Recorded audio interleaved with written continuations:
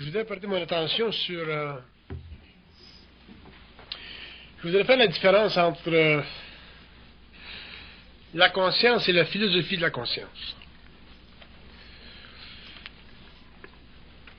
Autrement dit,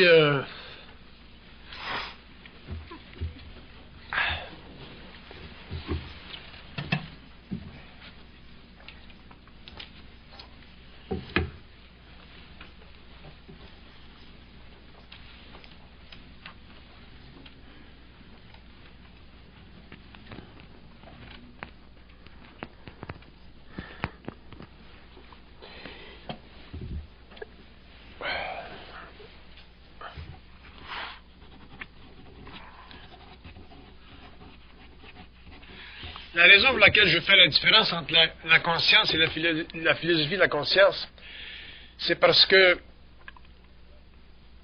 dans la mesure où l'homme pense, dans la mesure où l'homme réfléchit, dans la mesure où il essaie de saisir la réalité, la sienne, ou celle qui est à l'extérieur de lui-même dans le monde, il est obligé d'inventer un catalogue d'idées afin de pouvoir saisir la réalité, mais à partir de son point de vue psychologique. C'est-à-dire en fonction de sa façon de penser, de sa manière de penser. Et l'homme a fait ça pendant des siècles. Et cette manière de penser, qui fait partie de la structure mentale de son ego, de l'architecture de son ego, lui permet au niveau de l'esprit, au niveau de son esprit, de s'amuser avec la forme, la pensée-forme, mais ne lui permet pas d'inventer sa réalité, c'est-à-dire de scruter sa propre infinité et de la faire apparaître à sa vue en utilisant un outil qu'on appelle le mot ou la parole. Et cette différence fait en sorte que l'homme a créé deux stages de réalité.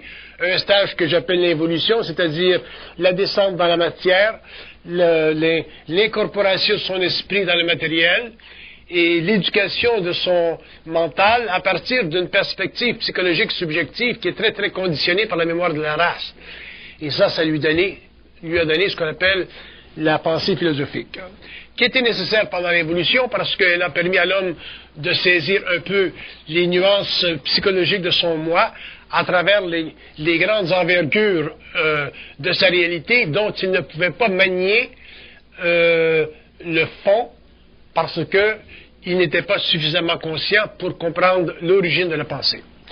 Dans le deuxième cas, dans le cas de la conscience pure, dans le cas de la conscience déphilosophisée, l'homme, au cours de l'évolution, apprendra à traiter avec le terrain même de sa nature, c'est-à-dire, il apprendra à générer, à partir de son infinité, des idées, des concepts, mais des idées, des concepts dont lui, en tant qu'être, sera libre pour lui permettre d'aller plus loin dans l'investigation de la réalité, et il se servira des idées simplement comme marche allant vers une infinité, c'est-à-dire une capacité interminable d'exposer à son ego les fondations de son moi ou les fondations de la réalité. Donc, les deux thèmes sont extrêmement importants, le contraste des deux est fondamental, parce que nous devons, dans l'évolution, sortir de la philosophie, autrement dit, s'affranchir de la conceptualisation théorique des mots, pour en arriver éventuellement à réinventer instantanément la nature de la vibration, la nature du verbe, et l'exposer, si vous voulez, à la fragmentation des idées, qui fait partie du plaisir de l'esprit, mais qui n'empêche pas l'homme, finalement, de toucher à son but, c'est-à-dire de se révéler à lui-même, ce qu'on appelle le réel, l'infinité, l'absence des mystères, l'univers tel qu'il est, en fonction de son habilité d'y pénétrer les arcanes. C'est très important de comprendre, de réaliser qu'il y a une différence entre la philosophie de la conscience et la conscience pure. La philosophie de la conscience, que vous essayez d'y penser autant que vous voulez, vous n'en arriverez au cours des générations, au cours de votre propre vie, qu'à philosophiser, c'est-à-dire qu'à vous installer comme observateur d'une chose, mais qui fait déjà partie de votre irréalité, c'est-à-dire de votre mémoire psychologique. Alors que dans la conscience, ou ce que j'appelle la conscience, c'est un mouvement perpétuel. C'est une façon à l'homme de s'ingérer dans ce que j'appelle le monde de son esprit, c'est-à-dire dans cet univers interne qui est très vaste, dont il n'a pas besoin de saisir les contours, mais à l'intérieur duquel il peut nager autant qu'il veut, planer aussi loin qu'il veut, dans la mesure où il n'a pas peur de savoir. La crainte de savoir n'est pas nécessairement instinctive chez l'homme. Elle fait partie de la particularité de son ego, elle fait partie de l'inquiétude qu'il a d'apostropher la civilisation. Autrement dit, si Platon a dit telle chose, si Archimède a dit telle chose, si le pape a dit telle chose, si le PhD à l'université a dit telle chose, si le jésuite a dit telle chose, c'est très dur pour l'homme qui n'a pas d'identité de pouvoir se mettre en opposition avec ce qui a été dit, non pas simplement pour l'opposer, mais pour aller plus loin dans la restructuration de l'idée, afin de permettre éventuellement à l'ego de pouvoir développer des assises fondamentales concernant la réalité, au lieu de simplement s'amuser avec les mots, pour en développer une architecture qui fait déjà partie de la limite de sa raison. Donc l'homme a besoin de pouvoir apostropher la réalité qui a été dite, c'est-à-dire la mémoire de la race, qu'il soit chinois, qu'il soit africain, qu'il soit n'importe quoi, apostropher cette réalité et finalement la vaincre pour en arriver un jour à pouvoir la dépasser et s'instruire lui-même ou instruire le monde, mais à partir d'une conscience qui n'est plus philosophique, mais simplement créative. La conscience, c'est un univers qui se révèle à l'homme, qui se révèle à l'ego dans la mesure où il est libre de la laisser couler à travers lui. La conscience, ce n'est pas quelque chose de réfléchi, de réflectif, ce n'est pas quelque chose qui appartient à la philosophie, bien qu'elle puisse créer des systèmes qui un jour seront perçus par des hommes pensants comme de la philosophie. Mais la conscience elle-même n'est pas philosophique, elle est simplement pulsative, elle est réelle, elle est fondamentale, elle s'appuie sur toutes les structures, mais elle ne fait pas partie d'aucune structure. Elle s'appuie sur les structures parce qu'elle a besoin de s'exprimer, mais elle ne fait pas partie d'aucune structure parce qu'elle est libre, c'est-à-dire qu'elle a la capacité d'engendrer, dépendant du cycle à l'intérieur duquel elle évolue, dépendant de son rôle, dépendant de sa fonction, dépendant de ce qu'elle veut faire dans le monde, dépendant de ce qu'elle veut faire apparaître dans le monde. Et ceci dépend de l'individu, dépend de son psychisme, dépend de la fusion, de l'union avec l'esprit, dépend de sa capacité d'intégrer cette énergie puissante qui fait partie de ce qu'on appelle la conscience, donc des forces de vie qui structurent le mental et qui donnent à l'intelligence un caractère réellement infini et aussi un caractère absolu dans la mesure où il est capable, ou elle est capable, cette intelligence, de s'adapter à tous les temps, à tous les cycles et à toutes les générations. Donc, capable de se modifier selon les besoins de l'humanité, au lieu de demeurer structurée, imparfaite, pierreuse, comme les idées de l'involution, comme la philosophie et comme les systèmes de pensée qui ont servi à modeler l'ego de l'homme pendant l'évolution, mais qui en même temps lui ont enlevé sa liberté d'être, c'est-à-dire sa liberté de créer. Très important de faire la différence entre la conscience et la philosophie de la conscience, dans ce sens que l'homme a besoin de savoir. Et le besoin de savoir fait partie de la conscience, il fait partie de sa générosité. Le besoin de savoir fait partie du lien entre l'homme et son esprit, du lien entre sa mortalité et son infinité, son immortalité. La conscience fait partie de l'ajustement vibratoire d'un fluide cosmique qui transperce l'ego et qui permet à l'homme de réaliser qu'au-delà de la raison, il y a un univers total, c'est-à-dire un univers capable de se rappeler de lui-même et en même temps de rappeler aux hommes qu'il est plus grand que lui. La conscience, dans un sens, c'est un peu comme le soleil. Vous le voyez aujourd'hui, mais vous ne le reverrez jamais pareillement. Même si demain vous revoyez le soleil que vous voyez demain n'est pas celui que vous avez vu hier. La conscience est une force génératrice, c'est un soleil que vous voyez aujourd'hui, qui pulse en vous aujourd'hui, qui se révèle à vous aujourd'hui, mais qui demain sera autre, bien que dans son ensemble, elle demeure la même, dans sa réalité, elle est autre, parce qu'elle est infinie et ne se rappelle pas du passé, puisqu'elle est totalement créatrice. Donc, la conscience, quand on parle de conscience, on ne parle pas de philosophie, c'est-à-dire qu'on ne parle pas de choses qui sont réfléchies, réfléchissables, saisissables par l'intellect. On parle de choses qui sont perçues, percevables, saisissables par une autre région de soi qu'on appelle la conscience pure et non pas l'intellect réfléchissant de l'ego involutif.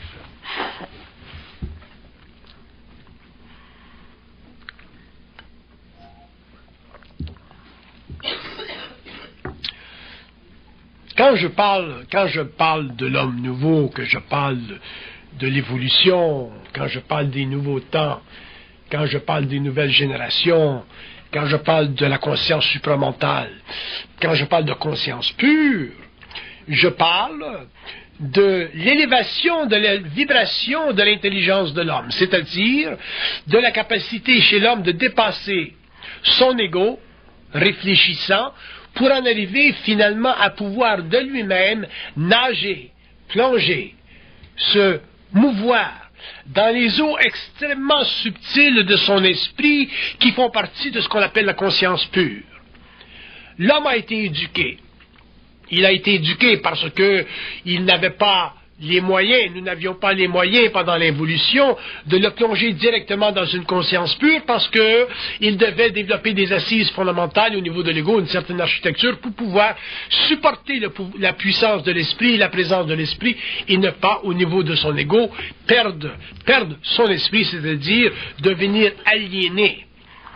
Donc, l'homme a développé un ego solide, l'homme a développé une conscience architecturale lui permettant de saisir en surface, d'étudier en surface, d'observer avec une certaine profondeur les phénomènes de la vie à travers la science, la philosophie, la psychologie, la théologie et les différents systèmes qui ont servi à développer ce que nous appelons sur la Terre une civilisation.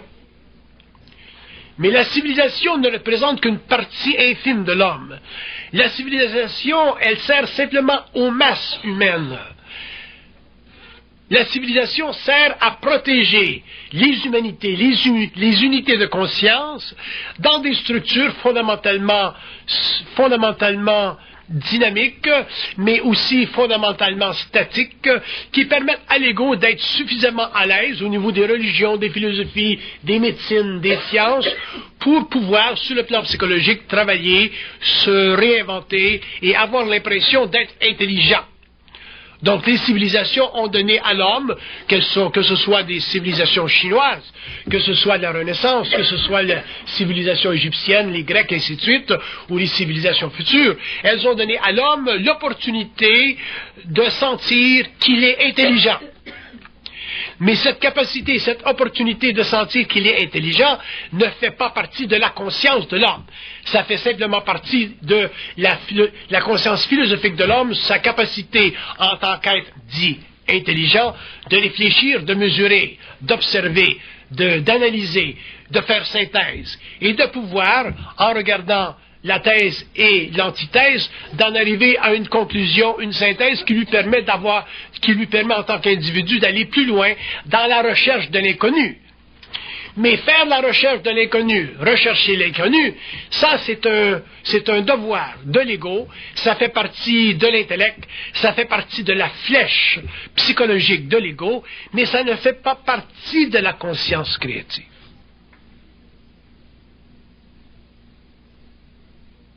Ça fait partie de la philosophie de la conscience, la recherche de l'inconnu. Mais ça ne fait pas partie de la conscience pure. L'eau qui sort de votre robinet ne se pose pas la question si elle vient de la mer, ou si elle vient du lac, ou si elle vient de la rivière. Elle est en soi totale. Vous pouvez la boire, vous pouvez cuisiner avec elle, elle est en soi parfaite. La conscience, c'est la même chose. La conscience ne se demande pas d'où elle vient.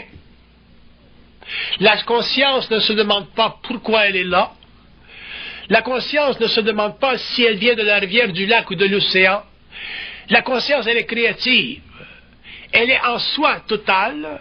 Vous pouvez cuisiner avec elle, vous pouvez la boire, mais vous n'avez pas besoin de la fragmenter pour l'étudier, parce qu'elle n'est pas philosophique. Elle est intégrale. La conscience supramentale est intégrale. Elle n'est ni spirituelle, elle n'est ni matérielle. Elle se convient bien du monde spirituel parce qu'elle le comprend. Elle se convient bien du monde matériel parce qu'elle le comprend. Donc, elle n'est aucunement effrayée par la thèse et l'antithèse, par la polarité, par la spiritualité ou la matérialité. Elle est bien dans tous les mondes parce qu'elle les comprend tous les deux. Parce qu'elle est capable d'expliquer à l'homme qu'à l'origine de tout, il y a simplement une chose, de la lumière. Mais de la lumière, c'est quoi? De la lumière, c'est une vibration. Mais une vibration, c'est quoi? Une vibration, c'est un mouvement. Un mouvement de quoi? Pour l'homme, c'est un mouvement d'esprit. Qu'est-ce que c'est un mouvement d'esprit? C'est la perception fondamentale, inéluctable, chez l'ego, conscient qu'il y a en lui une présence qu'il peut sentir, avec laquelle il peut vibrer, avec laquelle il peut travailler. Et dans la mesure où il travaille avec elle facilement, il l'intègre facilement et il peut l'utiliser, cuisiner facilement. Ça, c'est la conscience en mouvement dans le monde.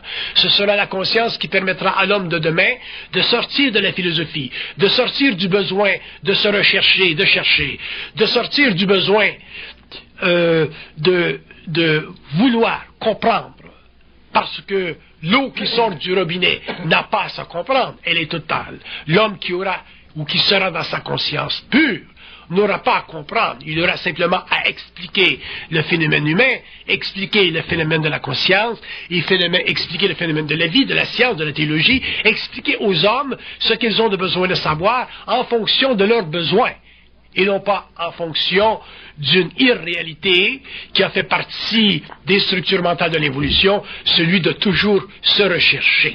La seule raison que l'homme se cherche, c'est parce qu'on ne lui a jamais dit qu'il savait tout. On a voulu garder pour soi le pouvoir de savoir et lui transmettre une parcelle de ce pouvoir que nous avons appelé l'éducation, que nous avons appelé la philosophie, que nous avons appelé la théologie, que nous avons rendu extrêmement complexe pour que les esprits simples, pour que l'esprit de l'homme simple dans le monde ne puisse pas saisir les arcanes d'une connaissance qui, dans le fond, n'est pas réelle, elle n'est que l'expression réfléchie d'une plus grande réalité qu'on appelle la conscience non philosophique.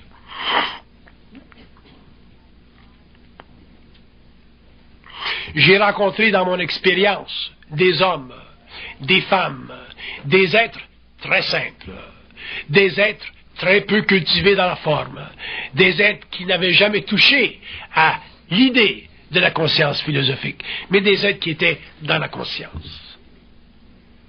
Ils savaient des choses. Et ces choses qu'ils savaient ne pouvaient pas être remises en doute par des êtres qui eux aussi savaient.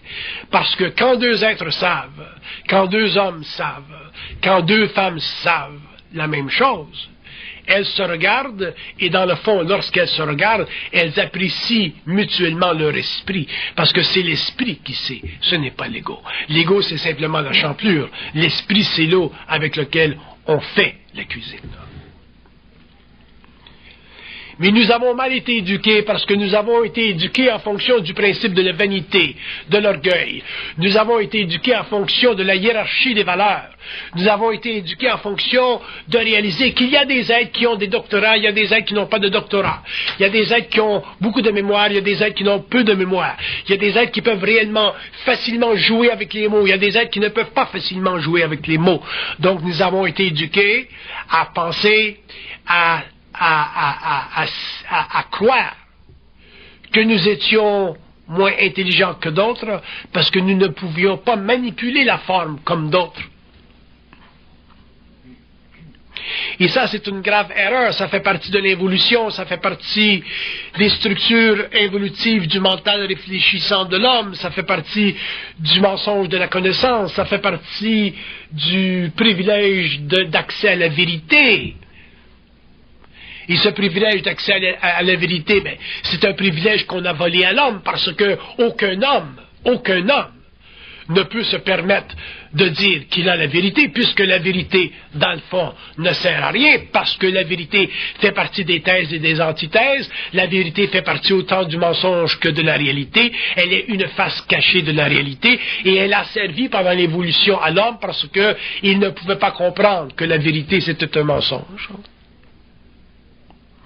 Un mensonge qui sert pendant une certaine période aux Grecs, un mensonge qui sert pendant une certaine période aux Romains, un mensonge qui sert pendant une certaine période aux Jésuites, un mensonge qui sert pendant une certaine période à la Renaissance, un mensonge, c'est-à-dire une retenue d'information, c'est ça de la vérité.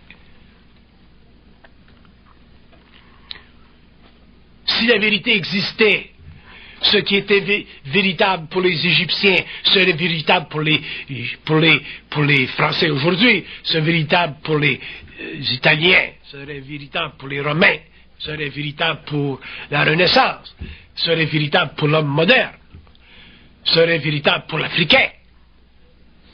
Mais non, cette vérité, elle se fragmente. Elle devient islamiste, elle devient chrétienne, elle devient judaïque, elle devient bouddhique, elle devient védique, elle devient toutes sortes de choses. Pourquoi? Parce que l'homme pense, parce que sa conscience est philosophique. Et la structure de la vie sur la Terre, à partir de tous les horizons que nous connaissons, c'est-à-dire à partir de toutes les mémoires qui existent, est directement liée au pouvoir. Les hommes sur la Terre ont toujours été retenus de savoir parce que le pouvoir les instruisait. Mais quand on instruit les hommes à partir du pouvoir, on garde toujours pour soi les clés de la vérité. On peut se rappeler les années, les générations, les siècles où l'homme ne pouvait pas lire le Nouveau Testament. Ça faisait partie des clés, des privilèges de l'Église. Il y a combien de choses, même aujourd'hui, qui ne peuvent pas être enseignées à tous parce que ça fait partie du privilège du pouvoir. Mais ça fait partie de la philosophie de la conscience. Ça fait partie des structures philosophiques de la conscience. Alors que l'homme, la conscience, chez l'homme, elle est libre. Elle peut accéder à tout. Elle doit accéder à ce que l'homme a de besoin pour évoluer, pour faire évoluer l'humanité. Elle ne peut pas se restreindre simplement à ce que le pouvoir veut lui rendre possible, agréable ou accessible. Donc, lorsque nous parlons de conscience supramentale, lorsque l'homme découvrira ce qu'est la conscience supramentale, il découvrira que la conscience supramentale est totalement non philosophique, c'est-à-dire qu'elle n'appartient à personne, elle n'appartient pas à l'ego, elle fait partie de la réunion de deux principes qu'on appelle l'ego et son esprit. Elle est une unification, elle est une fusion de ces deux principes-là, et elle appartient à toute l'humanité, elle appartient à toutes les consciences. Elle appartient à la conscience de l'homme sur la terre qui est vivant, elle appartient à la conscience de l'homme sur les autres plans qui est mort, elle appartient aussi à la conscience des êtres qui ne sont pas sur le plan astral, mais qui sont sur le plan morontiel et qui sont en vertu de conscience éternelle.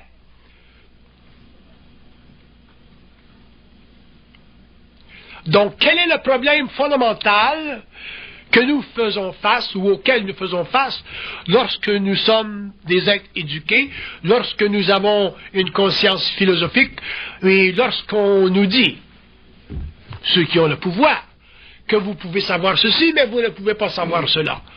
Ou qu'on nous dit, comment pouvez-vous vous permettre de penser que vous savez ceci ou que vous savez cela? Qui êtes-vous pour nous dire, bon ben Dieu existe ou Dieu n'existe pas? Parce qu'il y a des conventions, il y a des confréries sur la terre qui disent, ah, nous pouvons parler de Dieu, nous pouvons expliquer ce qu'est Dieu, mais vous ne pouvez pas le faire, vous devez écouter ce que nous vous disons. Nous avons fait les grandes études pour comprendre qu'est-ce que c'est Dieu.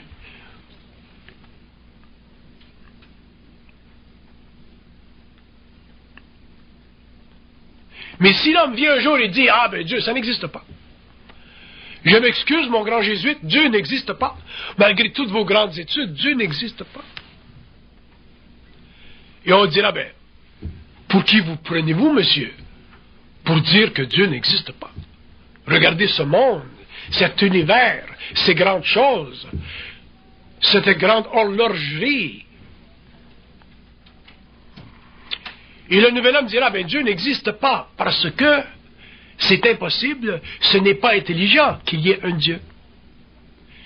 Et le grand jésuite dira, ben, comment pouvez-vous dire que ce n'est pas intelligent qu'il y ait un Dieu?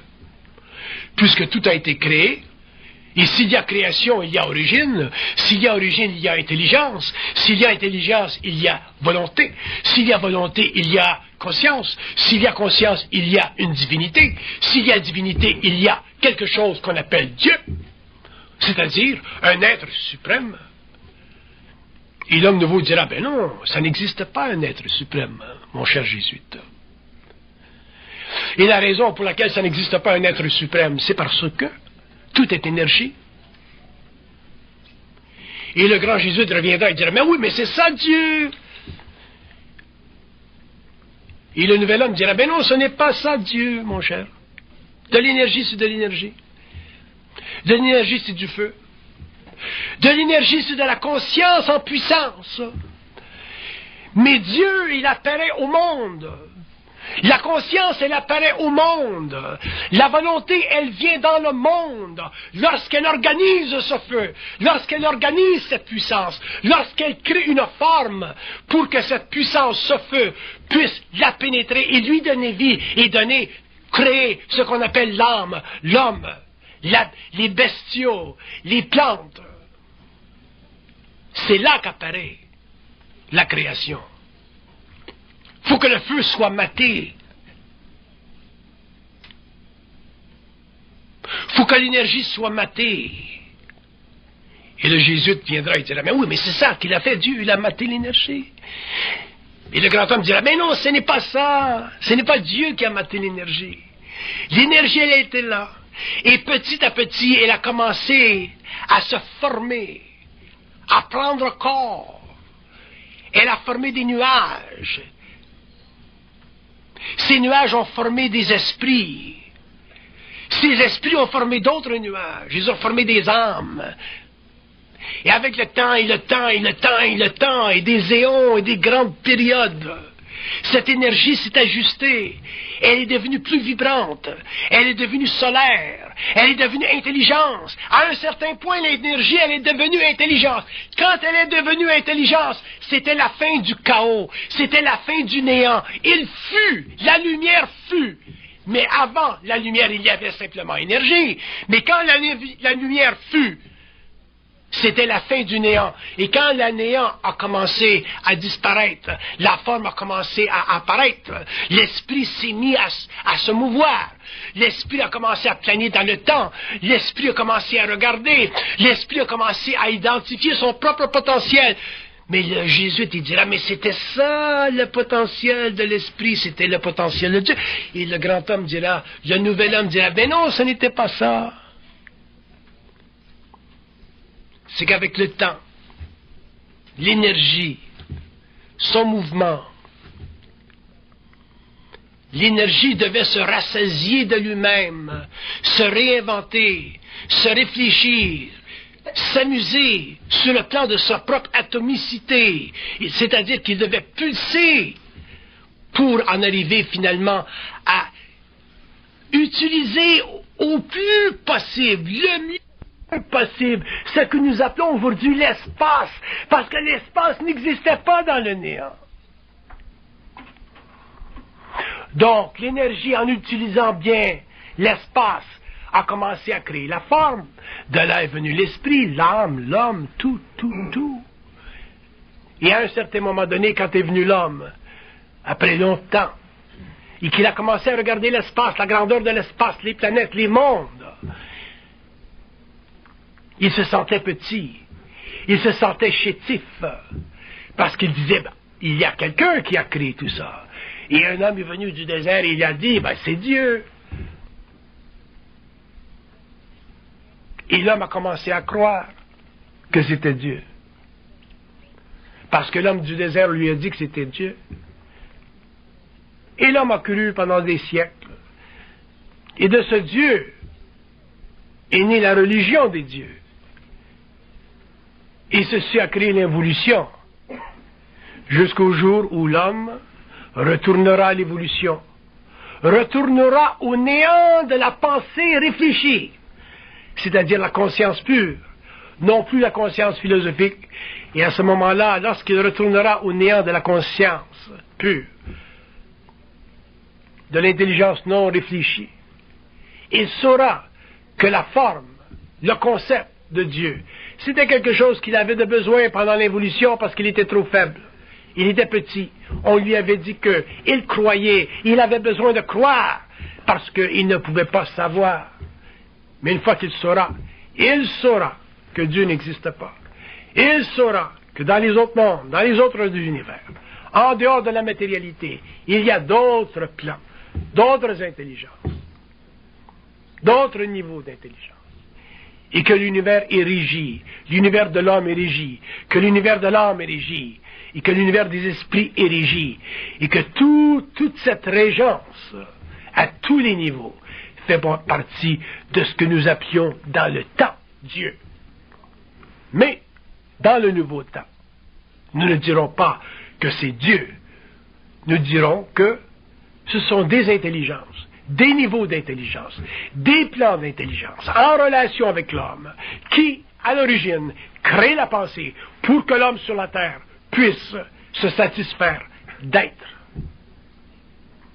puisse se satisfaire de pouvoir créer, puisse se satisfaire de comprendre qu'à l'origine, au début de sa petite matérialité, il y a une infinité qu'on appelle son esprit, qu'on appelle un ajusteur de pensée, qu'on lui donne le nom qu'on veut, à la mesure où on ne lui donne pas le nom de Dieu, pour que l'homme cesse d'être petit, pour que l'homme cesse d'être une créature du bon Dieu et devienne son propre créateur. C'est ça la conscience créative. C'est la différence entre la conscience réfléchie, entre la conscience philosophique que nous avons eue pendant des siècles, qui nous a servi dans un sens bien, dans un sens mal, mais qui nous a servi parce que nous n'avions pas d'autre moyen dans ce temps-là de savoir que Dieu n'existe pas, que la conscience créatrice est une pulsion, est un mouvement d'énergie, que de l'intelligence c'est de l'énergie. Et tant que l'homme croira que Dieu existe, il croira que le pouvoir existe au-dessus de lui, et tant que l'homme donnera à d'autres choses, à quelqu'un d'autre, que ce soit un jésuite, que ce soit un pape, que ce soit un Dieu, le pouvoir, il ne l'aura pas pour lui-même. Et si l'homme n'a pas le pouvoir, il ne pourra pas créer, il ne pourra pas engendrer à partir de son propre néant, il ne pourra pas travailler avec la forme et la manipuler de façon créative, il ne pourra pas cuisiner avec l'eau qui sort du robinet, parce qu'il aura l'impression qu'il est trop petit pour savoir. Il aura l'impression qu'il n'est pas capable de déchirer les voiles des mystères. Il aura l'impression qu'il est trop petit pour être une infinité. Il aura l'impression de croire qu'il est trop petit pour être grand.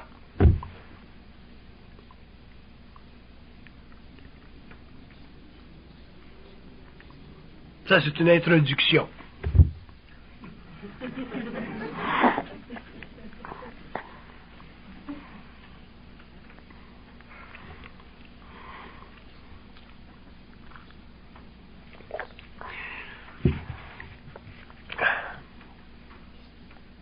Mais ça nous touche toutes, cette introduction.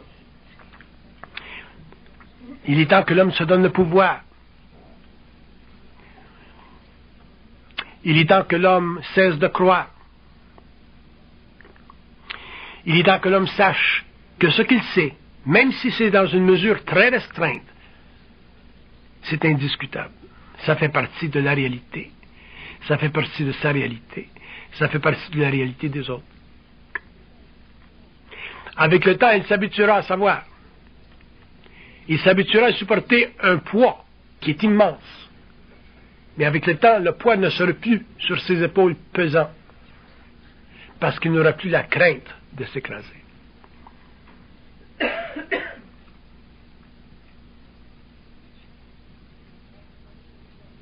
Alors, quand vous savez quelque chose, quand vous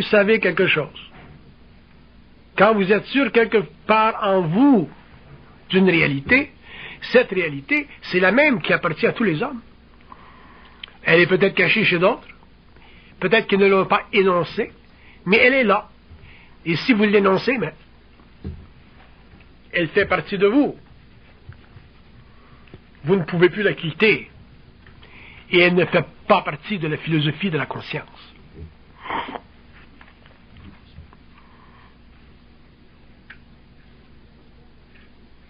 Il y a des gens parmi vous que je connais, avec lesquels j'ai eu des discussions. Des gens que j'ai écoutés parler et qui m'ont dit des choses qui étaient réelles, qui faisaient partie de la conscience créative.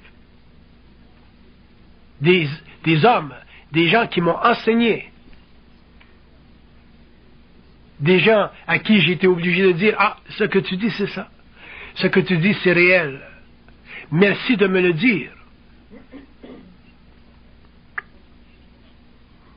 Donc, c'est pas vrai que la conscience appartient à des gens spécialement grands. C'est la conscience qui est grande. Elle fait les hommes grands, mais ce ne sont pas les hommes qui sont grands dans la conscience. Donc, s'il y a chez vous de la conscience, elle vous fait grand, et les hommes qui auront une sensibilité diront, bon, il y a chez vous, monsieur ou madame, une grande conscience. Je l'écoute, je vous écoute, j'écoute cette conscience. On admettra devant vous que vous savez quelque chose que nous n'avions pas exprimé en savoir. Donc, à ce moment-là, les hommes, les êtres, sur le plan matériel, deviendront de grands amis. Ils deviendront liés en esprit. Et ils ne chercheront plus entre eux à savoir qui est le plus grand des deux. Ça, c'est une autre qualité de la conscience créative. Il n'y a plus de hiérarchie dans la conscience créative. Il n'y a plus de doctorat. Il n'y a plus de maîtrise. Il n'y a plus de catéchèse. Il n'y a plus de jésuites.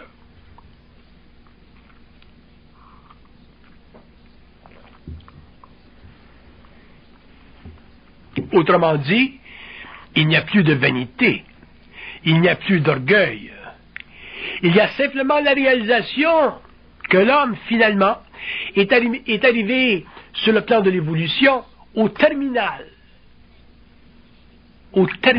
de son évolution.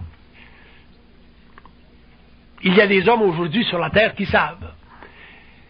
Il y a des hommes aujourd'hui sur la Terre qui ont une conscience créative. Il y a des hommes aujourd'hui sur la Terre qui sont seuls dans leur conscience créative, mais qui peuvent avec d'autres communiquer cette conscience créative. Mais dans une conscience créative, on est toujours seul. Mais seul avec d'autres qui sont seuls.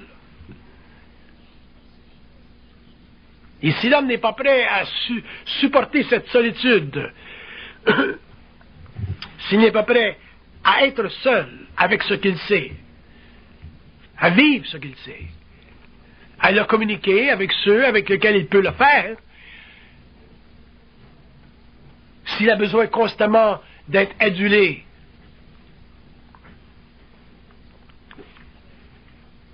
il est dans la conscience philosophique. Il n'est pas dans la conscience créative. L'eau du robinet n'a pas besoin de votre verre pour être. Elle est là, elle attend. Vous lui présentez le verre, on la ramasse. Elle est ramassée.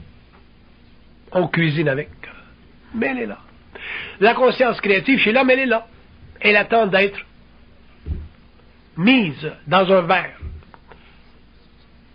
C'est-à-dire recueillie par l'ego. Cuisinée avec. Transformée pour l'humanité, parce que ce que l'homme sait, ce n'est jamais pour lui. La connaissance, c'est pour soi. Quand on a un doctorat, c'est pour soi. Ah, moi j'ai un doctorat, monsieur. Je suis docteur en ci. Vous êtes quoi? Un petit menuisier? Ah, je ne parle pas à des menuisiers, parce que je suis un homme de grandes idées. Alors que l'homme qui a une conscience créatrice, il parle avec n'importe qui. Il peut parler avec n'importe qui.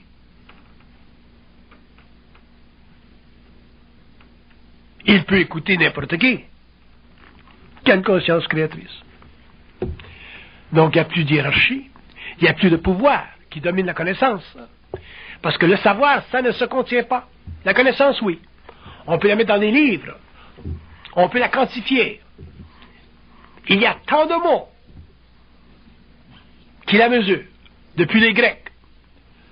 Alors que la conscience créative peut créer instantanément les mots qu'elle veut pour expliquer à l'homme le phénomène humain, le phénomène universel, le phénomène de la vie, le phénomène de la conscience, de la mort. Elle est créative. Elle est maîtresse des mots. On ne la domine pas. Elle dit ce qu'elle veut, pas ce que l'homme veut.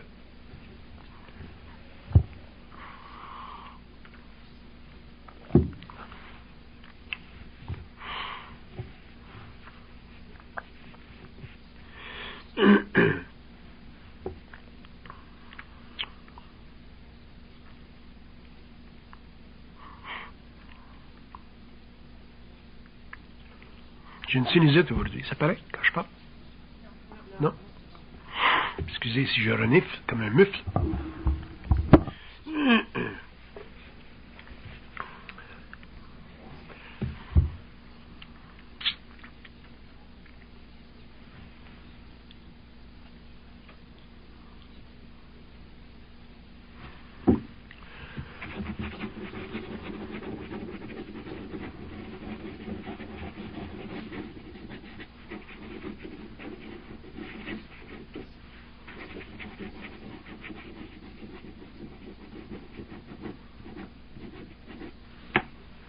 Qu'est-ce que vous voulez savoir? Vous avez des questions? Si vous posez des questions, il faut les poser fort parce qu'apparemment on a des problèmes avec les cassettes ensuite. Il y a des gens qui disent on ne comprend pas la question. Alors si vous avez une question, je vais la reposer pour qu'elle puisse enregistrer et ensuite on ira avec ça. Vous avez des questions? Pas de questions? Je continue.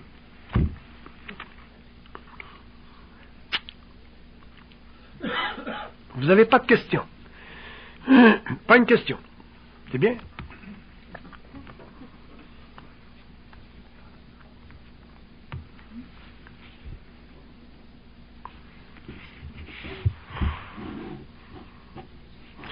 Qu'est-ce qui est le plus difficile pour vous à comprendre quand on parle de conscience? Vous avez une question?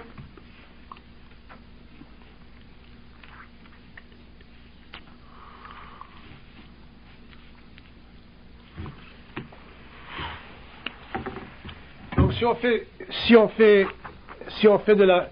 de la voyance et qu'on regarde le phénomène de la conscience à partir des plans, regardez ce qu'ils disent.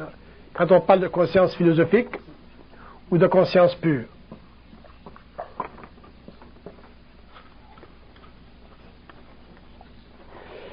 on dit la conscience philosophique, c'est une façon, c'est une manière pour l'homme de penser. Une manière. Cette manière lui sert dans la mesure où il croit qu'elle lui sert.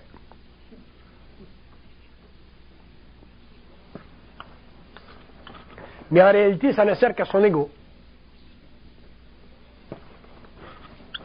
Et quand l'homme est dans une conscience philosophique, nous ne sommes plus là.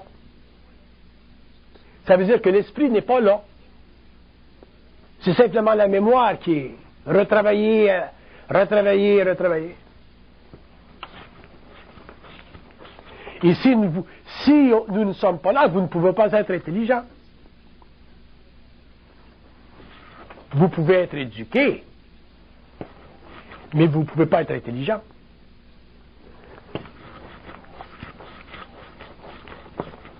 Parce qu'ils disent, être intelligent, c'est ne pas avoir besoin de comprendre. Avoir besoin de comprendre, c'est pas être intelligent. C'est déjà un signe qu'on ne l'est pas.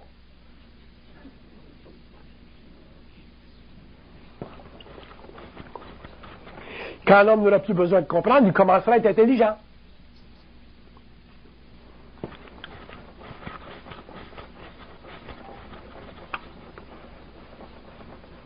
Mais l'homme a peur de savoir qu'il sait.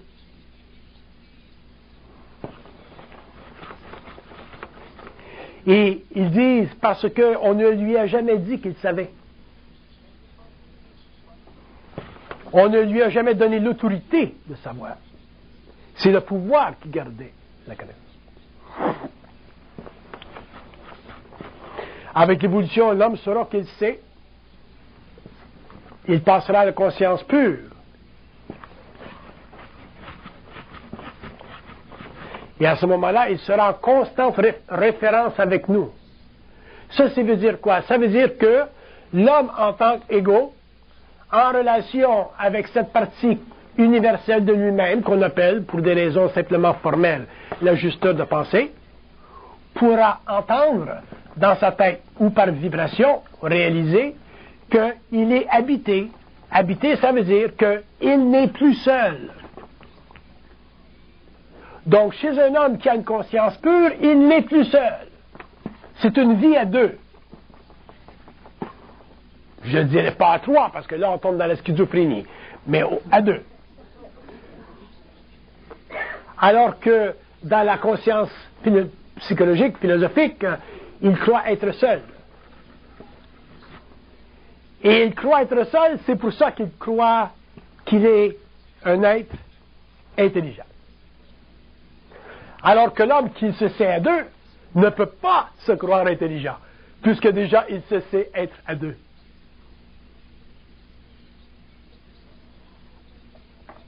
Ce serait impensable pour un homme qui a une conscience pure de croire qu'il est intelligent, puisqu'il sait qu'il est à deux. Parce que même s'il disait « Ah, moi je suis intelligent », on lui dirait intérieurement « Pas aussi intelligent que tu penses. Je suis là, oublie pas. Je te souffle. Alors que toi, tu te dégonfles. »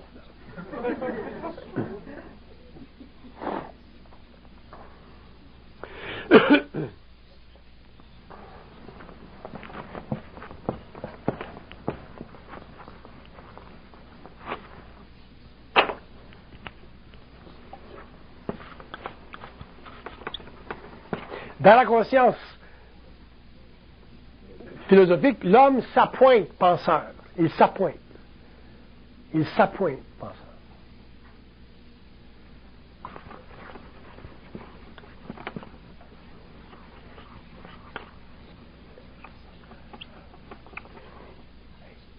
Alors que dans la conscience créative pure, on l'amène à parler avec intelligence. C'est pas pareil? C'est pas pareil. Dans la conscience philosophique, il s'appointe penseur, alors qu'ici, on l'amène à parler avec intelligence. Et ça prend des années, c'est pas facile. Avec le temps, on s'habitue à être intelligent.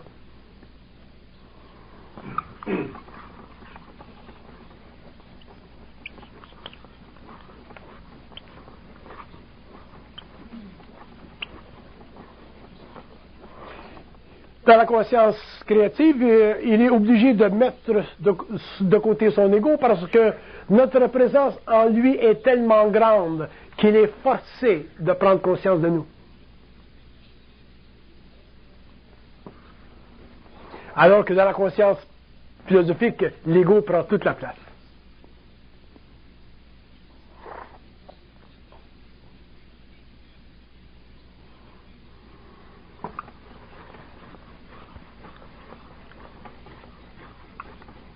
Quand vous essayez de comprendre votre vie et que vous ne la comprenez pas, la seule raison, c'est parce que vous ne nous parlez pas. Sinon, on vous expliquerait tout. On sait pourquoi vous êtes né bâtard. On sait pourquoi vous êtes né infirme. On sait pourquoi vous êtes né beau. On sait pourquoi vous êtes né laid.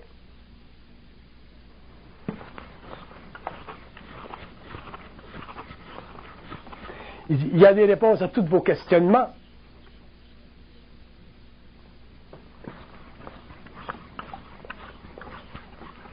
Mais si vous ne le demandez pas, vous allez faire toute votre vie de la psychanalyse.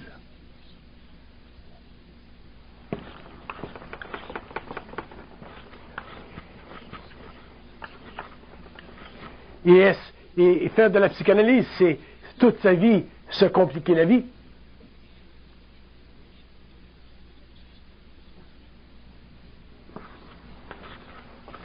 Nous ne disons pas que ce n'est pas valable, la psychanalyse.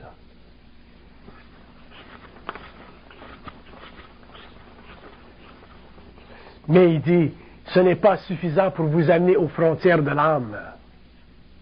Vous ne pouvez pas comprendre votre âme. Vous ne pouvez pas comprendre votre vie. Vous ne pouvez pas comprendre pourquoi vous avez été violé à 17 ans à travers la psychanalyse. Il y a une raison pour laquelle vous avez été violé. Il y a une raison pourquoi vous êtes né mongol. Il y a une raison pour laquelle vous êtes né beau garçon, belle fille, riche, pauvre, ni en Afrique, ni en Amérique. Il y a des raisons. Ce n'est pas la psychanalyse qui va vous enseigner ces raisons. C'est l'ajusteur de pensée.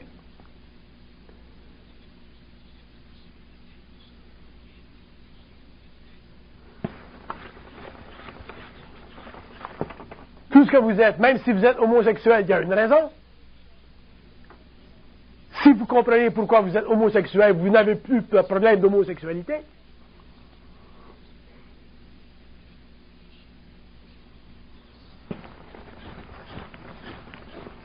Il n'y a rien dans la vie qui n'est pas valable.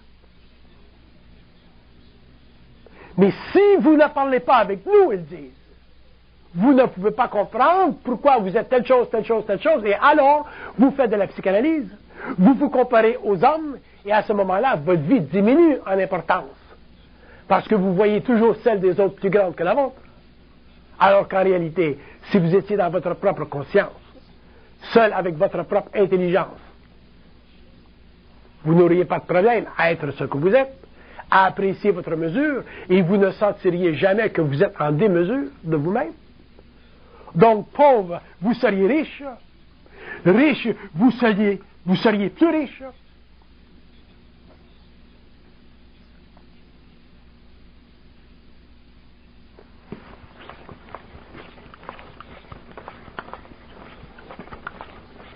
Il dit, ce que vous êtes n'a rien à voir avec ce que vous êtes, mais a tout à voir avec ce que vous devez être.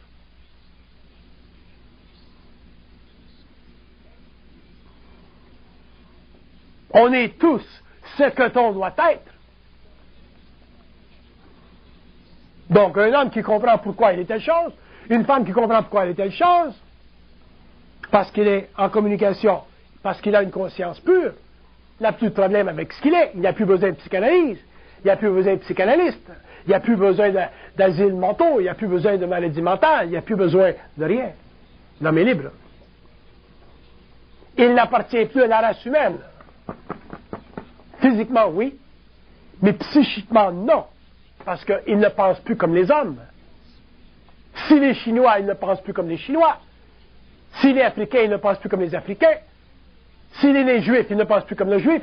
S'il est né arabe, il ne pense plus comme l'arabe. Il pense comme un homme libre. Ça, c'est l'évolution.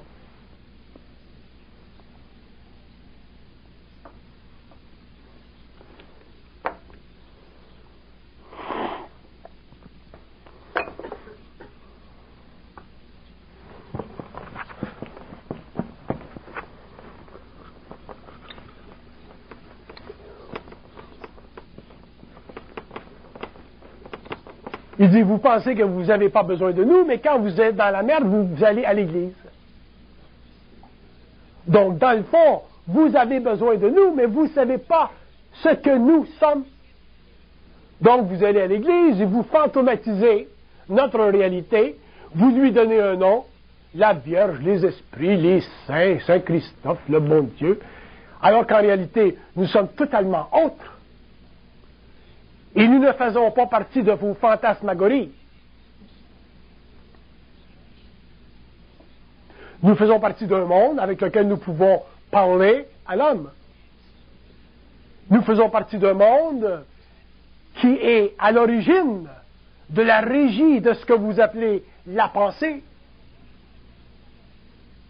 Nous donnons à l'homme le pouvoir de la pensée, sinon il serait simplement animal.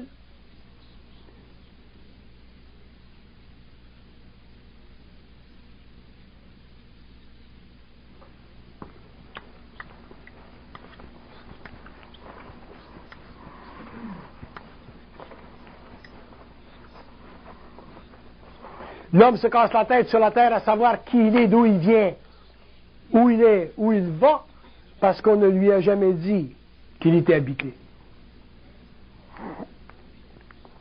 Donc, dans l'évolution, l'homme saura qu'il est habité. Et ce sera aussi naturel pour l'homme de savoir qu'il est habité que pendant l'évolution de savoir qu'il ne l'était pas. Donc, ceci séparera les hommes. Il y aura deux humanités, une qui pense, et l'autre qui sait qu'elle ne pense pas.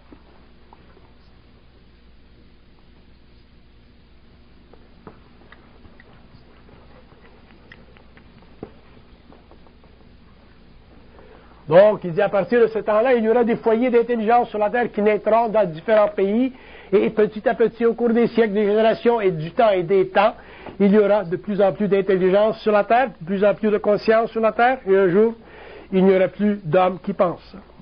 Ce sera la fin d'un cycle, et l'homme commencera une nouvelle évolution, qu'on appelle pour le moment évolution jupitérienne. Et à ce moment-là, l'homme n'aura plus besoin de s'incarner dans la matière pour évoluer, parce que déjà son âme sera très liée avec l'esprit. Une fois que l'âme sera liée avec l'esprit, elle n'aura plus besoin d'expérience.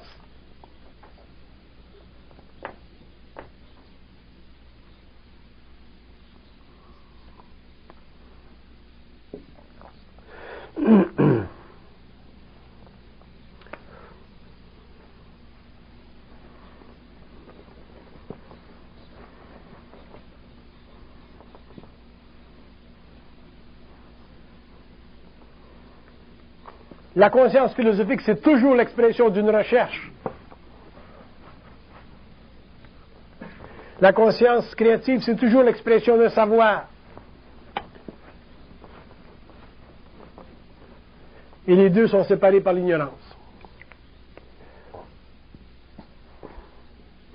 Question? Oui? Tout à l'heure, vous avez dit qu'il y en a qui entendent, puis d'autres, c'est par la vibration. C'est quoi la différence entre les deux? C'est sans importance.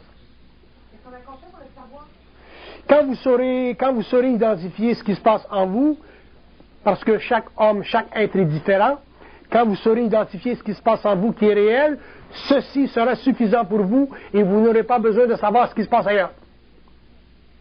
Vous vous habituerez à ce que vous êtes, vous vous habituerez à ce que vous ressentez, vous vous habituerez à ce que vous pouvez mesurer, sentir, et vous devrez rester avec ça. Donc si c'est par vibration, si c'est par pensée, si c'est par communication, c'est sans importance, ce sera pour vous votre signe personnel qu'il y a chez vous de la vie, il y a chez vous de l'intelligence naissante, donc de la conscience. N'occupez-vous jamais trop de comprendre les différences. Ne vous occupez jamais trop de savoir si vous êtes intelligent astralement ou si vous êtes intelligent mentalement. Sachez savoir simplement que si vous êtes intelligent, vous êtes intelligent. Et si vous êtes intelligent, personne ne peut venir et vous dire que vous ne l'êtes pas. Mais certains viendront et vous diront que vous ne l'êtes pas, et à ce moment-là, ils testeront, ils serviront à